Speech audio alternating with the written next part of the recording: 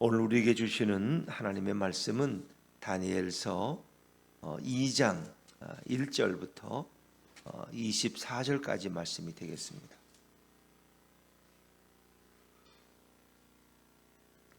구약성경 1231쪽입니다.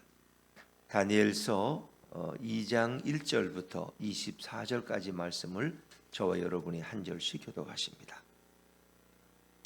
느부갓네살이 다스린 지 2년이 되는 해에 느부갓네살이 꿈을 꾸고 그로 말미암아 마음이 번민하여 잠을 이루지 못한지라 왕이 그의 꿈을 자기에게 알려주도록 박수와 술객과 점쟁이와 갈대아 술사를 부르라 말하매 그들이 들어가서 왕의 앞에 선지라 왕이 그들에게 이르되 내가 꿈을 꾸고 그 꿈을 알고자 하여 마음이 번민하도다 하니 갈대아 술사들이 아람 말로 왕에게 말하되 왕이여 만수무강하옵소서 왕께서 그 꿈을 종들에게 이르시면 우리가 해석하여 드리겠나이다 하는지라 왕이 갈대아인들에게 대답하여 이르되 내가 명령을 내렸나니 너희가 만일 꿈과 그 해석을 내게 알게 하지 아니하면 너희 몸을 쪼갤 것이며 너희의 집을 거름더미로 만들 것이요 너희가 만일 꿈과 그 해석을 보이면 너희가 선물과 상과 큰 영광을 내게서 얻으리라. 그런즉 꿈과 그 해석을 내게 보이라 하니 그들이 다시 대답하여 이르되 원하건대 왕은 꿈을 종들에게 이르소서 그리하시면 우리가 해석하여 드리겠나이다 하니 왕이 대답하여 이르되 내가 분명히 아노라 너희가 나의 명령이 내렸음을 보았으므로 시간을 지연하려 함이로다. 너희가 만일 이 꿈을 내게 알게 하지 아니하면 너희를 처치할 법이 오직 하나이니 이는 너희가 거짓말과 망령된 말을 내 앞에서 꾸며 말하여 때가 변하기를 기다리려 함이라. 이제 그 꿈을 내게 알게 하라. 그리하면 너희가 그 해석도 보일 줄을 내가 알리라 하더라. 갈대아인들이 왕 앞에 대답하여 이르되 세상에는 왕의 그 일을 보일 자가 한 사람도 없으므로 어떤 크고 권력 있는 왕이라도 이런 것으로 박수에게나 술객에게나 갈대아인들에게 물은 자가 없었나이다. 왕께서 물으신 것은 어려운 일이라 육체와 함께 살지 아니하는 신들 외에는 왕 앞에 그것을 보일 자가 없나이다 한지라 왕이 이로 말미암아 진노하고 통분하여 바벨론의 모든 지혜자들을 다 죽이라 명령하니라. 왕의 명령이 내림에 지혜자들은 죽게 되었고 다니엘과 그의 친구들도 죽이려고 찾았더라. 그때에 왕의 근위대장 아리옥이 바벨론 지혜자들을 죽이러 나가매 다니엘이 명철하고 슬기로운 말로 왕의 근위대장 아리옥에게 물어 이르되 왕의 명령이 어찌 그리 급하냐 하니 아리옥이 그 일을 다니엘에게 알림해 다니엘이 들어가서 왕께 구하기를 시간을 주시면 왕에게 그 해석을 알려드리리이다 하니라. 16절까지만 읽겠습니다. 너무 길어서 16절까지만 읽겠습니다. 할렐루야. 주님의 은혜가 우리 모두에게 함께하기를 간절히 바랍니다. 자, 우린 다니엘서 1장에서 다니엘이란 한 인물이 바벨론 포로 가운데서 등장하는 것을 우리가 목격했습니다. 그래서 그런 왕궁에 거하면서 좋은 진미를 먹을 수 있는 기회가 있지만 그런 하나님을 사랑하기 때문에 하나님의 법을 떠날 수 없기 때문에 그런 환관자에게 요청하고 자기를 감독하는 자들에게 요청해서 그 허락을 받게 됩니다. 이건 하나님의 특별한 은혜죠. 그리고 결과는 역시 다니엘의 뜻대로 이루어집니다. 하나님이 다니엘을 더 건강하게 하시고 더 빛나는 얼굴이 되게 하셔서 환관장이나 감독관들로 마음이 편안하게 만들어주죠. 그래서 다니엘은 하나님의 법을 지키면서 바벨론 왕궁에서 생활할 수 있는 특권을 얻게 됩니다. 또 하나님은 그에게 많은 지혜를 주시는데 바벨론의 지혜자들에 의해보다는 10배의 지혜를 하나님이 허락하십니다. 이제 그를 통해서 하나님이 일하시는 모습을 우리는 성경에서 발견해 갈 수 있는데 그 접촉점이 있어요. 그 접촉점 다니엘이 궁극적으로 바벨론 왕궁의 실질적인 주권자로 그가 등극하는 그 접점이 있는데 그것은 바로 느부갓네살 왕의 꿈입니다. 꿈을 통해서 하나님은 역사하십니다. 그래서 느부갓네살 왕이 꿈을 꿨는데 그 꿈을 해결하기가 어렵다는 거죠. 그 꿈을 해석할 자가 없어요. 그럴 때 다니엘이 그 소식을 듣고 거기에 왕 앞에 나타나게 되죠. 자, 우리가 조금 이렇게 생각을 한번 정리하면 창세기에서 또 꿈과 관련된 한 인물이 있죠. 누구죠? 요셉이죠. 요셉의 생애 속에서도 꿈이 굉장히 중요한 역할을 해요. 그래서 그가 어릴 때 꿈을 꿨어요. 그래서 형들과 아버지가 자기에게 절하는 꿈을 꿨어요. 지금 보면 그 꿈이라는 것이 하나의 연결점으로 사용되고 있죠. 자, 그런데 요셉은 애굽에 내려가서 잘 되는 것 같지만 그도 억울한 일을 당해요. 그리고 지하 감옥에 갇히고 정말 실패한 인생처럼 느껴져요. 그런데 그로 인해서 다시 복직이 되었던 술 맡은 관원장에 의해서 요셉이 천거를 받게 되는데 바로 그때 바로가 어떻게 해요? 꿈을 꾸게 되죠. 근데 그 꿈을 아무도 해석할 자가 없어요. 바벨론 애굽의 왕궁에 있는 모든 사람들도 그 꿈을 해석하지 못해요. 그럴 때 술 맡은 관원장이 자기 꿈을 해석해서 자기를 복직하도록 도와주었던 요셉이라는 한 히브리 청년을 생각하게 되죠. 그러니까 생각난다는 것도 참 하나님의 역사예요. 만약에 술 맡은 관원장이 생각이 안 나면 그거 그냥 지나갔을 거예요. 그는 요셉에게 철통같이 약속하고도 사실은 복직이 되니까 요셉을 까마득하게 잊어버렸던 거예요. 그런데 그 상황에 바로가 꿈을 해석하지 못해서 너무 괴로워할 때 그 술 맡은 관원장은 그걸 깨닫게 되고 요셉을 청거해서 요셉이 바로 앞에 서게 되죠. 그리고 이제 우리가 7년 동안 풍년이 오고 7년 동안 또 흉년이 올 것을 대비하게 해요. 그런데 바로 그 적임자가 요셉이었어요. 그래서 요셉이 애굽의 국무총리로 등극해서 결국 자기 가족을 살리고 그 지역의 많은 사람들을 기근해서 건져내는 이런 일을 행하게 되죠. 근데 오늘 이 바벨론 왕궁에서 이루어지는 일의 이 접점이 바로 꿈이에요. 이게 하나님은 꿈을 통해서 말씀하시는 거예요. 그래서 우리가 사울의 경우 사울 왕이 답답해할 때 하나님은 그에게 꿈으로도 또 계시로도 선지자로도 말씀하지 않았다는 거예요. 근데 오늘 꿈을 통해서 하나님은 일하고 계셨어요. 이것은 고대 근동에서 또 예전의 시대에서 하나님이 일하시는 한 방법이 꿈을 통해서 역사하셨다. 자, 느부갓네살 왕이 이제 꿈을 꿨는데 그 꿈이 너무나 번민스러운 꿈이 도저히 깨달을 수 없는 그 뜻을 알 수 없는 꿈이었어요. 자, 우리 2장 1절 말씀을 다시 한번 읽죠. 2장 1절입니다. 시작.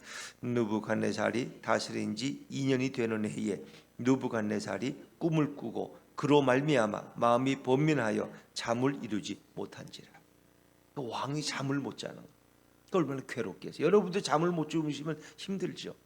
갑자기 수면제를 먹을 수도 없고 그게 아주 번민의 고통이. 그게 더구나 하루로 끝나지 않고 그 몇 날 며칠 잠을 못 이루면 어떻게 되죠? 이 불면증에 걸리면 심각한 문제가 되죠. 이 느부갓네살이 심각한 문제가 됐어요. 자, 그래서 자기의 궁에 있는 모든 박수와 술객과 점쟁이와 갈대아 술사들을 다 불렀어요. 그리고 그들에게 자기 상황을 말하고 그들이 그 꿈을 해석하도록 했는데 그들이 뭐라 그럽니까? 우리에게 꿈을 얘기해 달라는 거예요. 꿈을 말하지도 않고 우리가 어떻게 꿈을 해석할 수 있습니까? 꿈을 말씀해 주십시오. 근데 왕이 꿈을 말하지 않아. 아마 자기도 보기는 보았고 기억은 나지만 그걸 정확히 설명을 못했던 것 같아요. 또 뭔가 이렇게 이야기를 해주면 이놈들이 그냥 적당히 얼머부리고 말 것 같아서 꿈 얘기를 하질 않아요. 꿈의 내용을 설명하질 않아요. 그리고 그들에게 꿈을 해석해 오라는 것입니다. 이제 그러니까 이 박사들이나 술객들은 계속해서 꿈을 말해달라는 거예요. 말을 해야지 우리가 해석할 거 아니냐. 근데 왕은 그걸 다른 관점으로 보고 있어요. 자, 우리 5절 말씀으로 좀 건너볼까요? 5절과 6절입니다. 5절과 6절. 시작.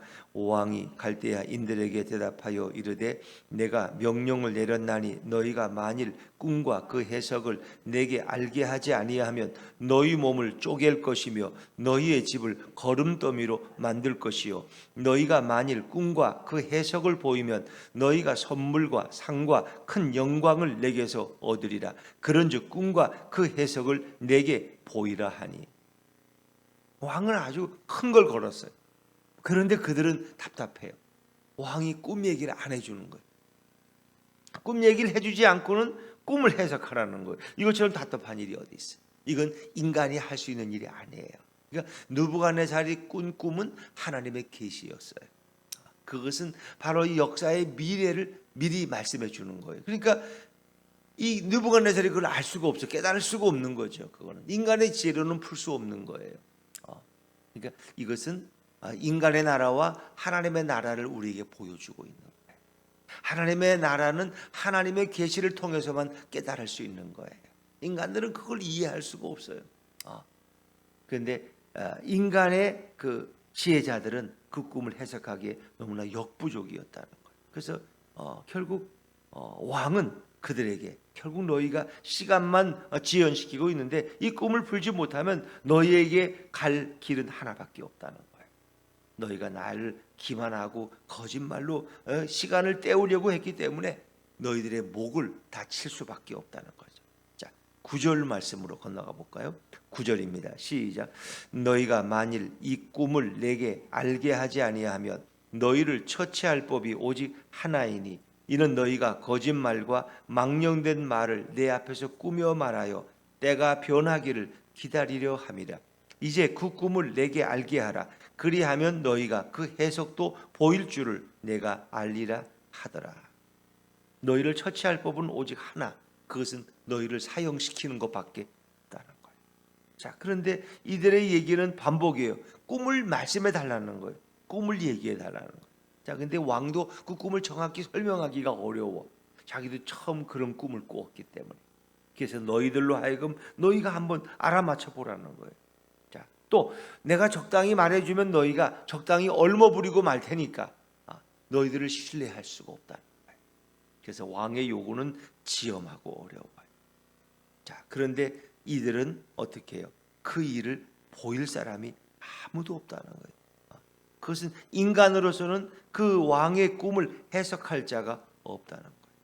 이게 참 어려워요. 그래서 이거는 신만이 알 수 있는 거라는 거예요. 자, 우리 쭉 내려가서 11절 말씀을 한번 읽어보죠. 11절입니다. 11절 시작. 왕께서 물으신 것은 어려운 일이라. 육체와 함께 살지 아니하는 신들 외에는 왕 앞에 그것을 보일 자가 없나이다 한지라. 육체와 함께 살지 아니하는 신들. 인간은 육체예요. 그러니까 신은 육체가 없어 영이야. 그 신들 외에는 이것을 알게 할 자가 없다. 그런데 결국 하나님은 뭐예요? 하나님의 성령으로 감동된 다니엘을 결국은 등장시키게 되는 거죠. 하나님만이 풀 수 있는 계시예요. 근데 하나님의 마음을 알고 있는 자가 바로 다니엘이었다는 거예요. 그래서 하나님은 다니엘이라는 인물을 바벨론 왕궁에서 부각시키시죠. 그리고 인간들은 어떤 인간의 지혜자들도 풀 수 없는 그 꿈을 다니엘이 결국 해석하는데 다니엘은 겸손하게 내 능력이 아니라 누가 주시는 하나님이 주시는 능력이라는 거죠. 그래서 하나님께 영광을 돌려요. 결국 바벨론 왕궁을 이끌어 가시는 분이 누구냐? 느부갓네살이 아니라 바로 누구예요? 다니엘이죠. 다니엘이 믿는 하나님이라. 하나님이 바벨론 왕궁을 통치하고 계셨고 다스리고 계셨다는 것입니다. 자, 왕은 여기에 또 진노해요. 그래서 결국은 그들을 다 죽이라는 거예요. 내 돈만 그렇고 내 앞에서 그냥 나를 혼란스럽게 만드는 이 거짓 지혜자들을 다 죽이라고 결국 명령하게 되죠. 12절 13절 말씀으로 넘어갑니다. 12절 13절입니다. 시작. 왕이 이로 말미암아 진노하고 통분하여 바벨론의 모든 지혜자들을 다 죽이라 명령하니라. 왕의 명령이 내림에 지혜자들은 죽게 되었고 다니엘과 그의 친구들도 죽이려고 찾았더라. 이제 그 화는 다니엘과 그 세 명의 친구들에게까지 그 화가 미치게 되었어요. 모든 지혜자들은 다 죽이라는 거예요. 내 꿈도 해석하지 못하는 저런 놈들은 내 밥만 축내고 있는데 왜 살려두냐는 거예요. 그때 다니엘이 이제 등장하게 되죠. 자, 14절, 15절 말씀에 14절, 15절입니다. 시작. 그때 왕의 근위대장 아리옥이 바벨론 지혜자들을 죽이러 나가매 다니엘이 명철하고 슬기로운 말로 왕의 근위대장 아리옥에게 물어 이르되 왕의 명령이 어찌 그리 급하냐 하니 아리옥이 그 일을 다니엘에게 알리매. 그리고 다니엘이 아리옥에게 이 12대장 근위대장 아리옥에게 한 가지를 제안하게 되죠. 16절 말씀을 제가 했습니다. 16절입니다. 다니엘이 들어가서 왕께 구하기를 시간을 주시면 왕에게 그 해석을 알려드리리이다 하니라. 결국 12대장을 통해서 다니엘은 왕 앞에 서게 되고, 그리고 왕이 조금만 시간을 주시면 그 해석을 반드시 알려드리겠습니다 하고 왕과 약속을 하죠. 자, 어떻게 다니엘이 왕과 약속을 할 수 있었을까? 물론 지금은 다 죽음을 당해야 될 상황이었어요. 근데 다니엘은 하나님을 믿었어요. 내가 믿고 의지하는 하나님이 이 위기에서 나를 건지실 것을 알고 있었어요. 그리고 아무도 풀지 못하는 그 꿈의 내용을 하나님은 알고 계실 것을 그는 깨달았어요. 그래서 왕 앞에 나아가서 미리 선포했어요. 그 해석을 내가 왕에게 알려드리겠습니다. 그리고 다니엘이 한 일이 뭐예요? 기도를 부탁하고 하나님 앞에 친히 기도하는 일이었어요. 자, 17절, 18절입니다. 17절, 18절 시작. 이에 다니엘이 자기 집으로 돌아가서 그 친구 하나냐와 미사엘과 아세라에게 그 일을 알리고 하늘에 계신 하나님이 이 은밀한 일에 대하여 불쌍히 여기사 다니엘과 친구들이 바벨론의 다른 지혜자들과 함께 죽임을 당하지 않게 하시기를 그들로 하여금 구하게 하니라. 결국 다니엘은 이 세 친구들에게 기도를 부탁했어요. 그리고 자신도 기도했어요. 여러분, 기도 외에는 이런 난관을 헤쳐나갈 방법이 없었다는 것입니다. 누구도 이 문제를 해결할 자가 없어요. 그래서 기도가 매우 중요한 것입니다. 야고보서 5장에 보면은 너희가 고난 당할 때 뭐하라 그랬어요? 기도하라는 것입니다. 고난 당할 때 기도하라. 너희가 즐거워할 때 찬송하라 그랬어요. 그래서 병들었을 때, 고난이 닥쳐올 때 기도하라는 것입니다. 믿음의 기도는 병든 자를 구원하리니라고 야고보서 5장 3절에 말씀하고 있습니다. 오늘 인생에 막힌 문 앞에서 다니엘은 기도하기 시작합니다. 그리고 혼자 기도하는 것으로 부족해서 자기 세 친구들에게 기도를 요청합니다. 이것은 생과 사의 갈림길에 있는 것입니다. 그런데 하나님은 정말 놀라운 방법으로 다니엘에게 역사하시고 응답하게 됩니다. 어떤 상황에서도 기도만이 우리의 인생을 변화시킬 수 있어요. 그래서 하나님이 인간에게 주신 이 기도는 놀라운 특권인 것입니다. 하나님의 지혜를 얻을 수 있는, 하나님의 능력을 펼칠 수 있는 길을 준비하는 것이 바로 기도인 것입니다. 그러나 우리가 세상적으로 사람들은 이제 모든 것이 부요해지고 풍요로워지면서 더 이상 기도가 필요 없어 보입니다. 새벽에 나가서 하나님 앞에 기도하는 것은 쓸데없는 일처럼 보이기도 합니다. 그것은 아침 잠이 없는 노인들이나 가서 그저 하나님 앞에 나가서 말씀 듣고 기도한다고 하는 젊은이들에게는 그 기도는 불필요해 보입니다. 그러나 오늘 다니엘서는 기도가 얼마나 중요한 것인가를 우리에게 보여주고 있죠. 자, 그리고 하나님은 이 다니엘의 기도에 응답하십니다. 자, 우리 19절 말씀을 읽어봅니다. 19절입니다. 시작. 이에 이 은밀한 것이 밤의 환상으로 다니엘에게 나타나 보임에 다니엘이 하늘에 계신 하나님을 찬송하니라. 이 은밀한 것이 환상으로 다니엘에게 나타나 보입니다. 하나님은 예루살렘에서만 역사하신 게 아니에요. 바벨론의 왕궁에서도 일하고 계셨어요. 그래서 다니엘의 기도에 응답하십니다. 밤에 환상으로 다니엘에게 나타나고, 이 환상이라는 것은 뭐 이상으로 이렇게 말할 수도 있겠죠. 그래서 에스겔에게 계속 하나님이 이상 중에, 환상 중에 나타나신 것처럼 다니엘에게도 나타내 보이셨어요. 그래서 다니엘은 하늘에 계신 하나님을 찬송하게 되죠. 자, 다니엘은 이제 다니엘의 찬양이 20절부터 24절까지 등장을 하게 됩니다. 하나님은 과연 어떤 분이실까? 다니엘이 깨닫고 알고 있고 경험하고 있는 하나님은 도대체 어떤 분이실까? 많은 사람이 하나님에 대해서 궁금해해요. 하나님은 정말 실체가 있는 걸까? 하나님은 존재가 없는 것을 사람들이 그냥 하나님이 있다고 생각하고 그렇게 찬양하고 기도하는 것이 아닐까 생각할 수 있어요. 근데 하나님은 그 실체가 있는 분. 하나님은 그 속성이 있고 그 섭리가 있고 그분의 특징이 있어요. 그래서 다니엘은 그 하나님을 찬송하고 있는 거예요. 여러분들이 하나님이 어떤 분인지, 예수 그리스도가 어떤 분인지 바로 알고 그분을 찬양할 수 있기를 바랍니다. 그래서 그는 영원부터 영원까지 찬송받기에 합당하신 분이 하나님이에요. 자, 20절 말씀을 읽어볼까요? 20절입니다. 시작. 다니엘이 말하여 이르되 영원부터 영원까지 하나님의 이름을 찬송할 것은 지혜와 능력이 그에게 있음이로다. 아멘. 지혜와 능력. 어떤 인간도 소유할 수 없는 지혜가 하나님께 있어요. 어떤 인간도 소유할 수 없는 능력이 그에게 있어요. 능력. 하나님은 바로 그런 분이시다. 전능하신 하나님. 그렇죠? 전능하신 하나님. 또 지혜의 하나님이시죠. 지혜의 하나님. 또 그 하나님의 속성은 계속해서 21절에도 소개되죠. 21절 말씀도 한번 읽어보죠. 21절입니다. 시작. 그는 때와 계절을 바꾸시며 왕들을 폐하시고 왕들을 세우시며 지혜자에게 지혜를 주시고 총명한 자에게 지식을 주시는도다. 때와 계절을 바꾸시는 분, 이 사계절을 다스리고 통치하시는 분이 바로 여호와 하나님. 그분이 창조주 하나님이시고 이 모든 인간의 계절까지도 주관하시는 분, 그리고 인간의 역사를 다스리시는 분, 왕들을 폐하시고 왕들을 세우시는 분. 바벨론의 느부갓네살을 세우신 분도 하나님.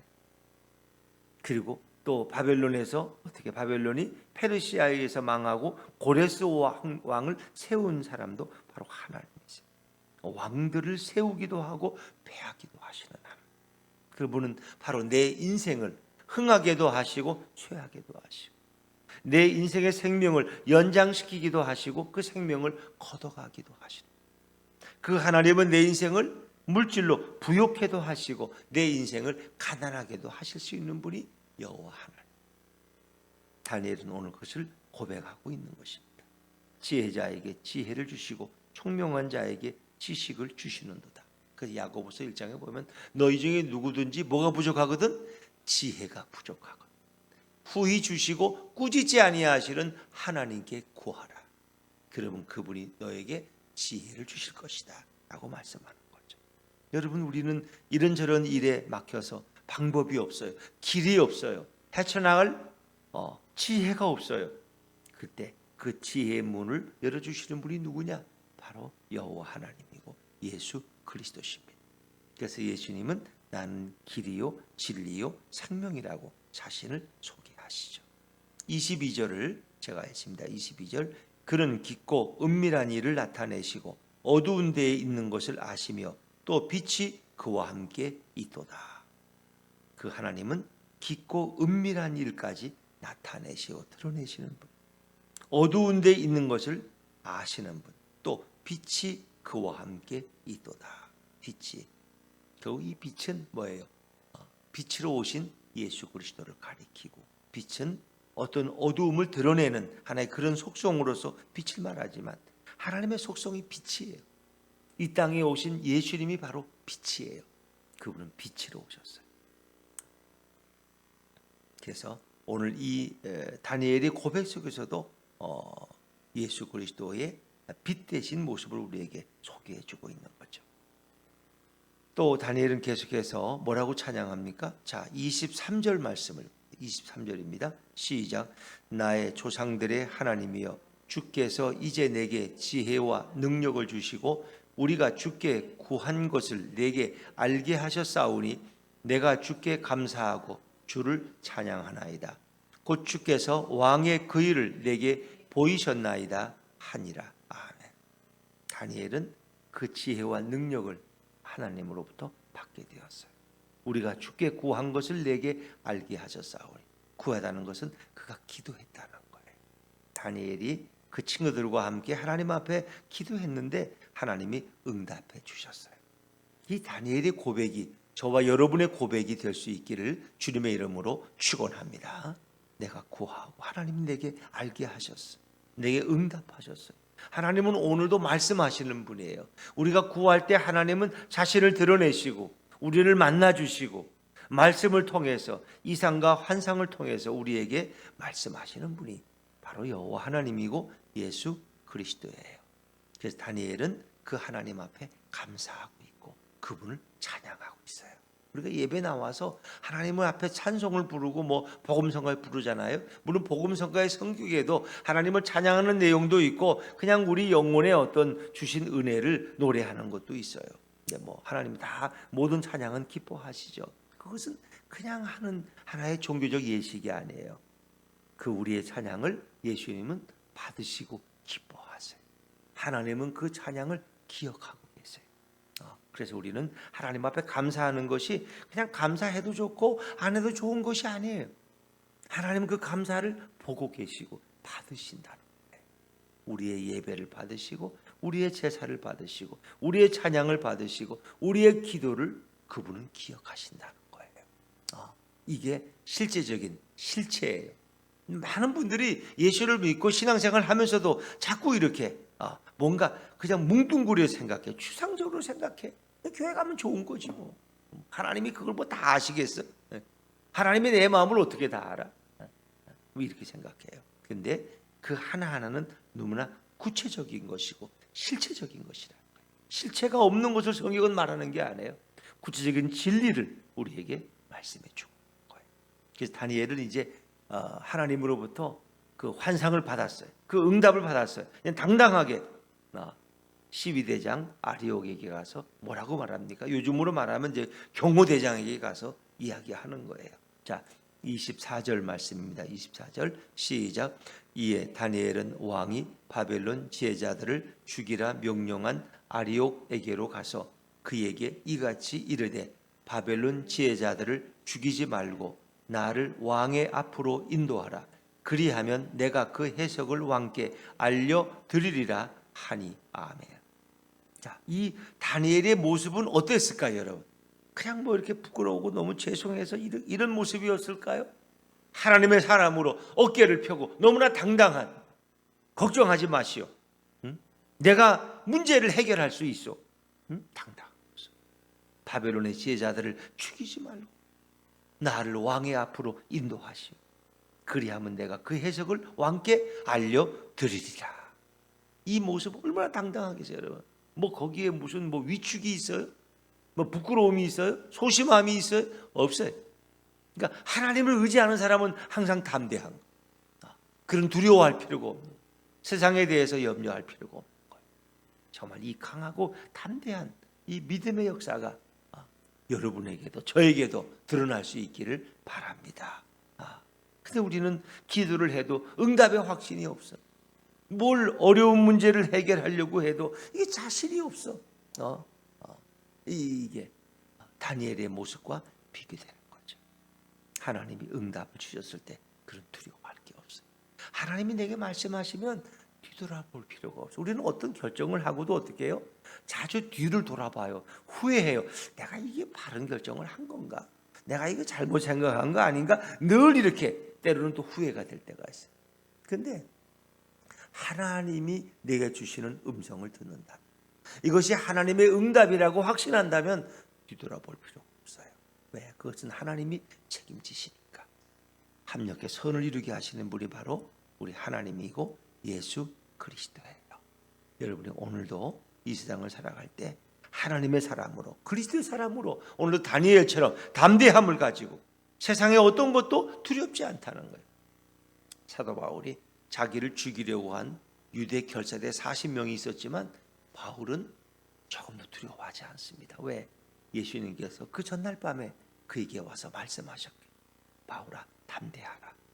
내가 여기서 내 말을 전한 것처럼 로마에 가서도 이 복음을 전할 것이다. 주님의 음성을 들었기 때문에 그런 조금도 두려워하지 않습니다. 오늘도 이 새벽에 하나님의 음성을 들으시고 그 음성 가운데서 이 하루를 담대하게 살아가는 우리 모두가 되시기를 주의 이름으로 축원합니다. 기도하겠습니다. 주님 감사합니다. 하나님이 다니엘을 주목하시고